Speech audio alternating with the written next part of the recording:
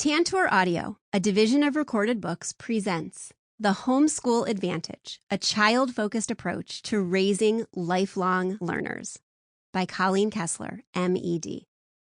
Foreword by Sarah Mackenzie. Narrated by Colleen Kessler, M.E.D.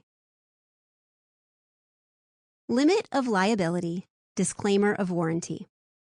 While the publisher and author have used their best efforts in preparing this book, they make no representations or warranties with respect to the accuracy or completeness of the contents of this book and specifically disclaim any implied warranties of merchantability or fitness for a particular purpose. No warranty may be created or extended by sales representatives or written sales materials. The advice and strategies contained herein may not be suitable for your situation. You should consult with a professional where appropriate. Further, readers should be aware that websites listed in this work may have changed or disappeared between when this work was written and when it is read. Neither the publisher nor authors shall be liable for any loss of profit or any other commercial damages, including, but not limited to, special, incidental, consequential, or other damages. Dedication. To Brian, you inspire me to love. To Trevor, Molly, Logan, and Isaac, you inspire me to learn every day. To all the homeschool families I've met near and far, you inspire me through all you do to encourage your children to find out who they're meant to be. In loving memory, Leonard Anthony Kessler, 1941 to 2019. To Grandpa Lenny, you were one of our biggest homeschool cheerleaders, and I'm grateful that our kids had the gift of so much time with you simply because they were home during the school day and could spend it learning and loving alongside you. You are loved and missed. Acknowledgements. The future looks bright because of all you parents taking on the education of your own. You're raising the leaders, innovators, creators, and parents of tomorrow. Thank you for making the world a better place. Together, we can raise a strong generation that is resilient, kind, and ready to nurture and love one another and continue to learn for the love of it. To all the people I have had the opportunity to learn from, coach, speak for, and get to know from around the world, I want to say thank you for being the inspiration and foundation for this book. It wouldn't exist without you. Having an idea and turning it into a book is as challenging as it sounds. The experience is both difficult and rewarding. I especially want to thank the people who helped make this happen. Thank you to the team at Wiley and Jossie Bass for the opportunity to tackle this important project and bring it into the world so beautifully. The back and forth of hammering out ideas, details, and focus can be difficult, and I'm grateful I had the chance to have the guidance of Sam Offman, Naveen Vijaya-Kumar, and Tracy Brown Hamilton, whose encouragement, support, and commitment to producing the best book possible was so appreciated. Thank you also to the design team and production staff for your tireless work in bringing a book to life that I'm excited to share with the world. My poor, underfed, ignored children were subjected to the words, "You're on your own for dinner tonight. Pretend I'm not home. I need to work on my book." So many times, Isaac told me, he can't wait until it's done. I miss you. Thank you for eating endless meals of instant oatmeal, frozen mac and cheese, ramen, and sandwiches. I promise I'll cook for you again soon. I couldn't possibly do any of the work I do without the best, smartest, strongest, and most supportive husband ever. This book was written during some of our busiest months ever. You think that parenting toddlers is crazy, but the teen years are an exercise in triangulating schedules, mapping out routes, and waiting in parking lots for endlessly long hours while they have fun but don't want you around. Throughout it all, Brian, you were a rock. Exactly the foundation I and the kids needed to hold on and be strong ourselves. I've never loved you more than I do right now. Thank you for always believing in me. I have so many amazing friends, colleagues, and cheerleaders that I can't possibly mention them all. But there are a handful who have shared stories of their homeschooling and have given me so much support through this process and put up with hearing about the book again and again and again. Thank you to Cheryl Pitt and Ori Good. I honestly don't know what I'd do without you two in my life. Thank goodness for Voxer. Cindy West, you are one of the best humans I know. Thank you for always being there for me. You make my life richer. Shauna Wingert, thank you for encouraging me at the start of all of this. You are a huge reason this book is in the world today. And thank you to all of the people who have helped bring kids to rehearsals and practices and dinners and parties while I was locked up in my office, chained to my desk. Thanks to the directors and teachers at the Aurora School of Music and the Fine Arts Association, who opened up empty classrooms and spaces so I could work while my kids rehearsed. And to our homeschooling friends near and far, I love you all so very much. Author's note. Many clients, children, adults, friends, and listeners have shared their stories, experiences, and thoughts with me at conferences, via voicemail, in calls, and online. I am so grateful for their generosity, bravery, and compassion. These are the heroes of the homeschooling culture. Moms, dads, and kids in the trenches, learning and loving together. All names have been changed to preserve privacy. You'll find quotes from homeschooling kids throughout the book in pull-out sections identified as the best thing. These were so fun to collect from friends, clients, and listeners. I asked parents to either ask their kids the question, what is the best thing about homeschooling? Or, what do you like about homeschooling? And their answers are just what you need to keep yourself motivated through the adventure of learning alongside your kiddos at home. So make sure you take time to listen to those. I've also included stories of my own parenting, homeschooling, and family life.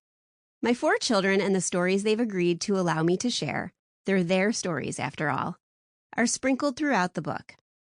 I remember being at a speaking event once with 2 of my kids, when one told me it was a little weird that some of the people she met talked to her as if they knew her well and shared a story or anecdote they'd heard about that kiddo's life. I told her that her stories were hers, and she had a few choices if she felt weird about those attendees connecting with her like they knew her. Since she and her siblings already have a say about which stories I tell when I speak to an audience or write a book, this was about her traveling with me. I told her she could A, choose not to travel to events with me anymore while I continued to tell her stories, B, continue to travel with me and I'd stop telling anecdotes about her when I spoke, or C, we'd keep things as they were and she'd work to regulate her reactions and emotions when someone came up to speak to her.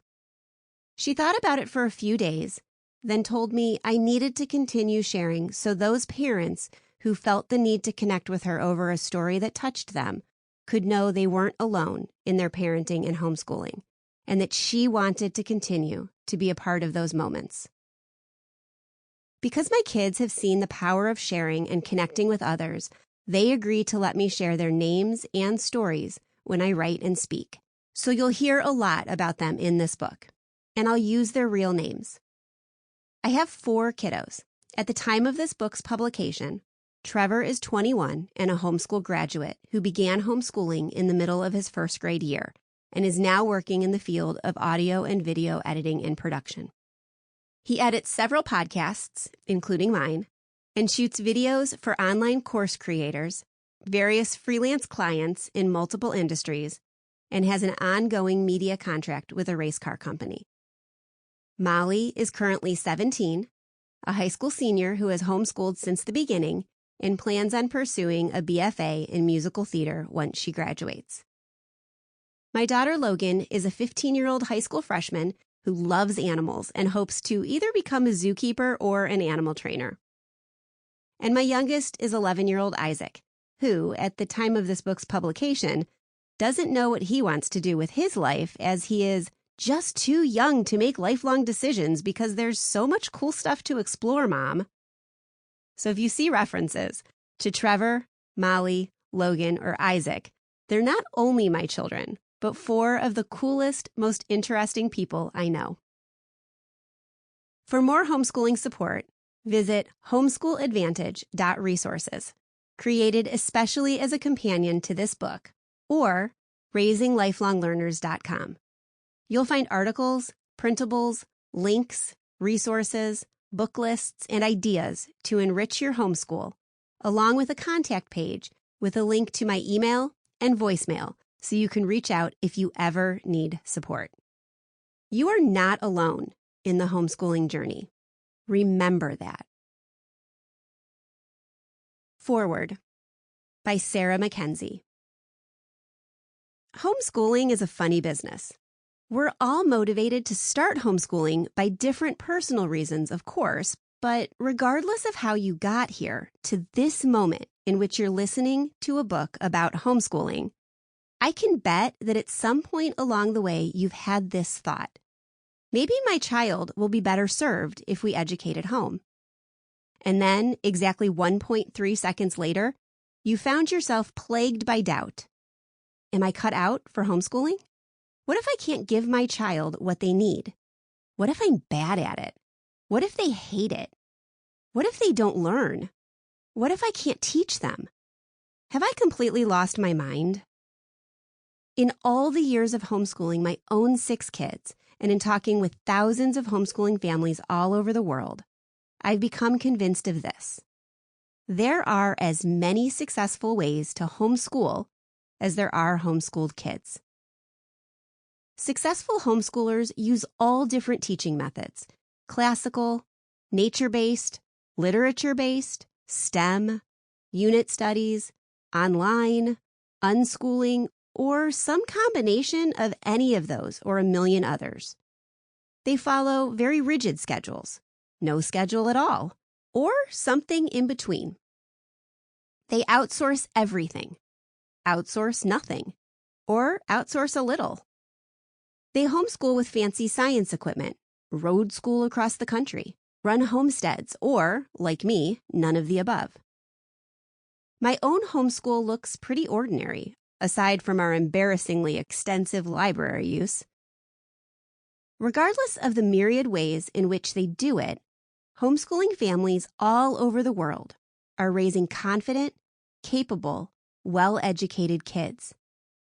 And yet, there is one thing that all homeschooling parents need, regardless of how they do it. Every homeschooling parent needs someone in their corner. I have known the author of this book for a long time, and here is what I know. Colleen is in your corner. She's in mine, too. By the end of this book, she'll give you the strong conviction that you are never alone. The confidence that you are the best teacher for your unique kids, and a wellspring of actionable ideas that will improve your homeschool today. In this book, you'll gain an awareness of your kids' strengths, a respect for the way they learn, and a plan for bringing those elements together so that your kids grow into the kind, capable, compassionate, and creative people you know them to be. This is a book for parents who want to be their children's champion of home education. And that's just another way to say, this book is for you. Sarah Mackenzie, author of Teaching from Rest and the Read Aloud Family. Introduction. When children are surrounded by curious and creative adults, they have their own inner genius sparked into action. Thomas Armstrong.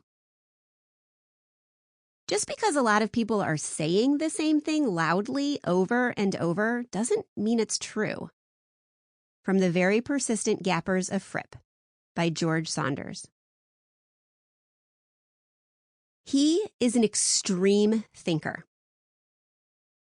My son's pre-kindergarten teacher had invited me into the classroom that day to observe him in the classroom setting, and so we could talk about what the best options would be as he left the flexible learning environment he was in for the more structured one he'd find at the local public school he'd attend in kindergarten.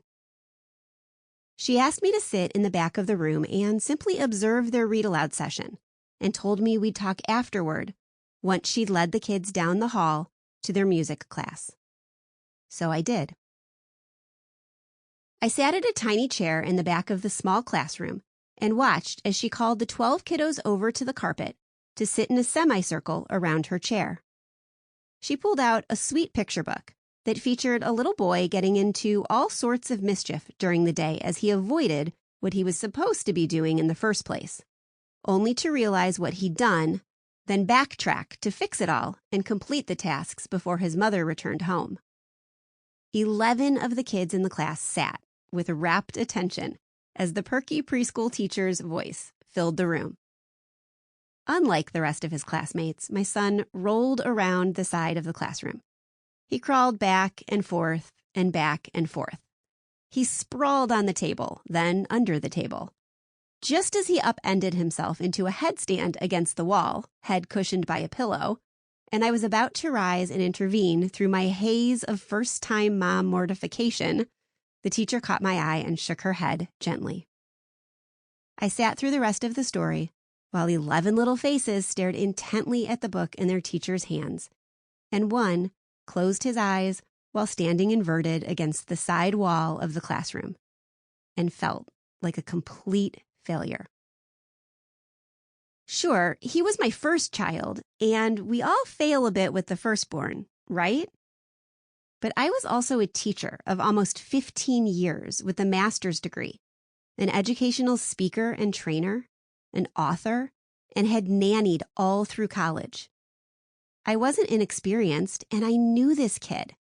He loved learning and was always trying new things, seeking out people to learn from, hanging around the adults at parties so he could pump them about their jobs, interests, hobbies, and the books they were reading. He should have been loving this read aloud. And then the teacher started asking questions about the story to gauge comprehension and help the kiddos learn to talk about books. She asked the simple questions you'd expect in a classroom of 5-year-olds. What color shirt was he wearing? Who was the story about? What happened at the end of the story?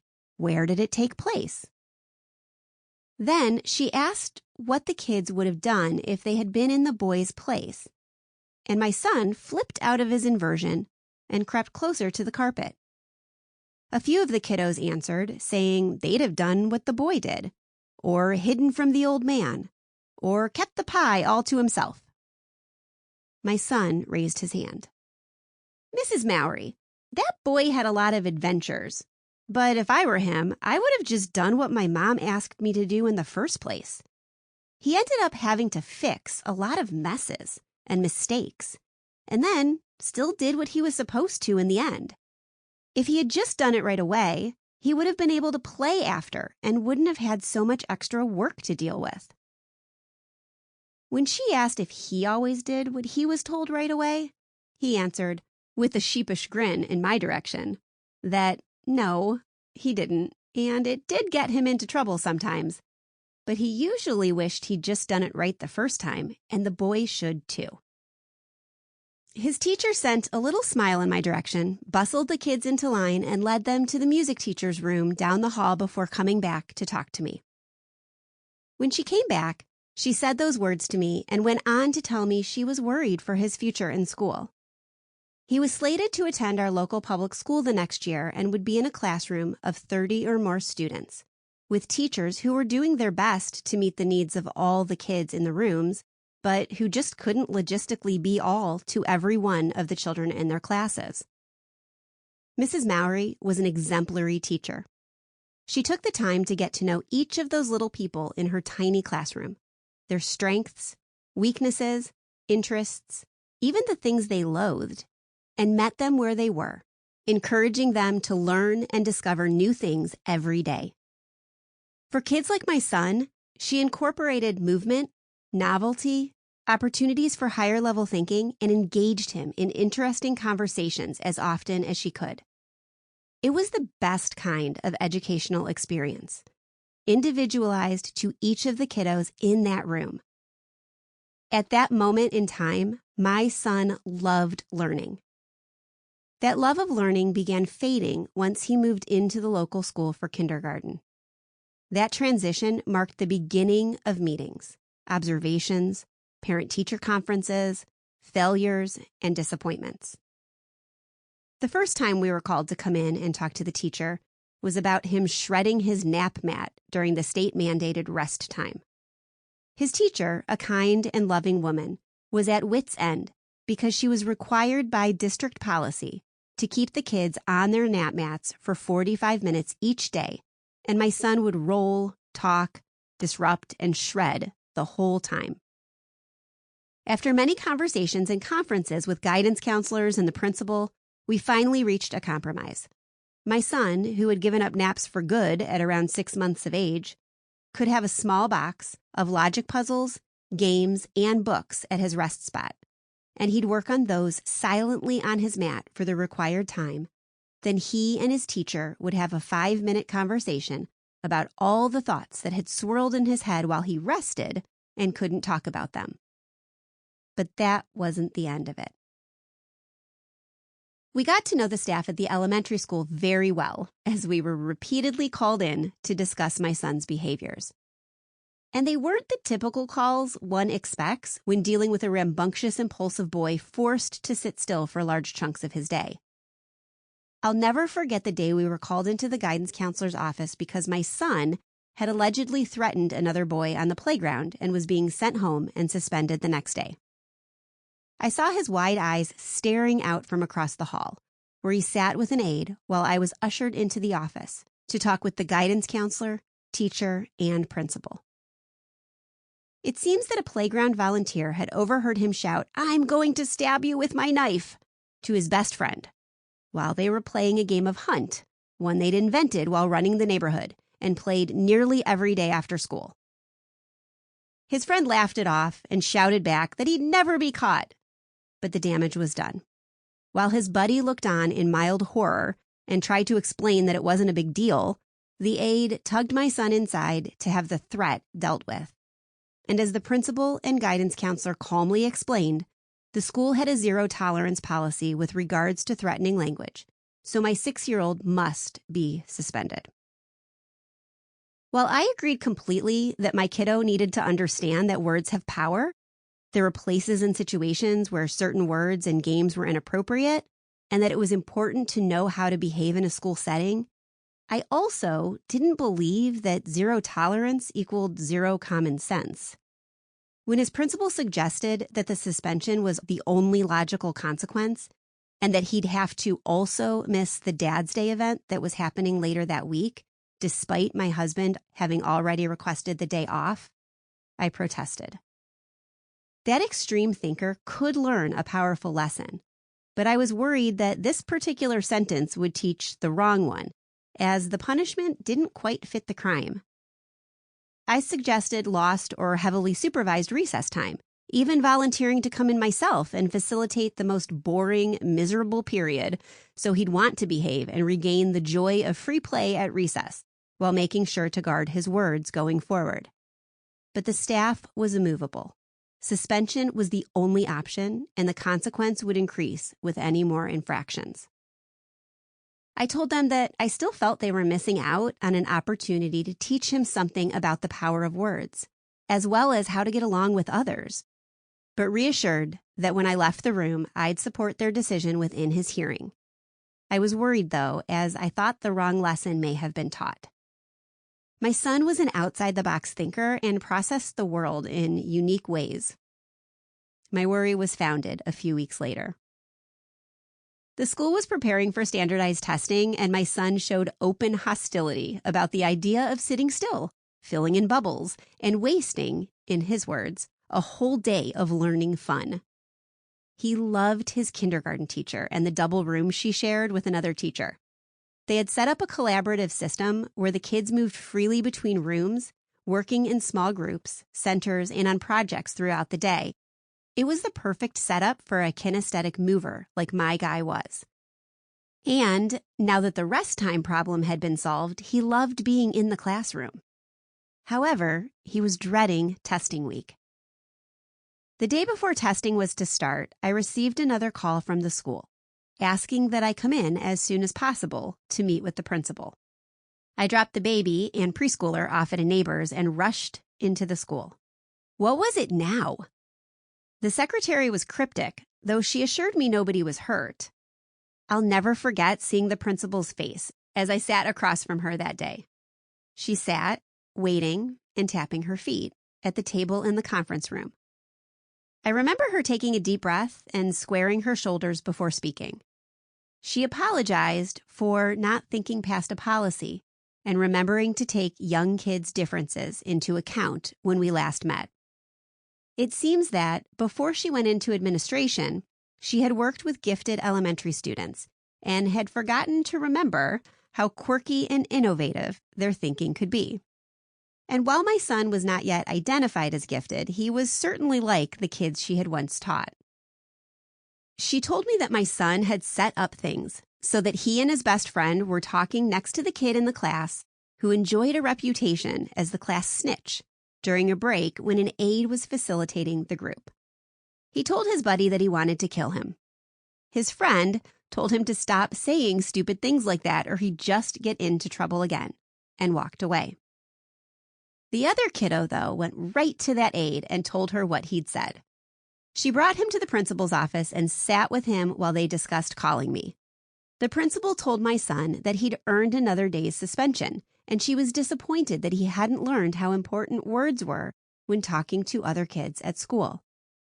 The principal, after taking that deep breath, told me that my son had leaned over her desk, looked her straight in the eyes, and calmly said, "Mrs. J, don't you think a threat of that magnitude deserves an entire week's suspension?"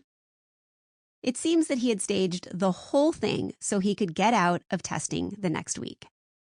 Yes, my son was an extreme thinker, and despite us trying to fit that big, active, and often calculating mind into the system my husband and I had both made careers supporting, it just wasn't working out. Not only were behaviors escalating, as he found the challenge of getting out of work much more interesting to figure out than the work itself, but his love of learning was crumbling before our eyes. I'd love to tell you that the call to the principal's office over the testing week episode was the catalyst that sent us diving headfirst into homeschooling. But we weren't there yet. Homeschooling wasn't something I'd ever really considered back then. In fact, it took us until February of his first grade year and many, many phone calls, behavior challenges, and tests before we'd make the decision that changed our lives and gave our children the advantage of a life filled with adventure, rabbit trails, non-traditional daily schedules, and an eclectic, interest-led, strengths-based approach that validated all I'd learned about best practice education in my graduate school classes, research, and time working with kids and their parents in and out of schools. You picked this book because you know homeschooling works and want to follow a different approach. You're not looking to recreate school at home. The school model isn't working for you. Whether your kiddo has already been enrolled in school for a time or has never stepped foot inside a school building, you're ready for a child-focused approach that will instill a lifelong love of learning in your kids and bring your family closer together. This is the book for you. Have you ever been frustrated when you have taken the time to read a book about a topic you know you love and want to learn more about doing, only to find that most of its content is spent convincing the reader why they should love the topic and want to do it? Then only the last third or so has any suggestions for applying strategies to your life? I've read many, many homeschooling books over the years that spell out very compelling reasons for taking on the enormous responsibility of teaching your own children at home. I share some of my favorites in the additional resources found on homeschooladvantage.resources, created especially as a companion to this book, and on my website, raisinglifelonglearners.com. You'll find articles, printables, links, resources, book lists, and ideas to enrich your homeschool, along with a contact page with a link to my email, and voicemail so you can reach out if you ever need support. When I began speaking at homeschooling, Sample complete. Ready to continue?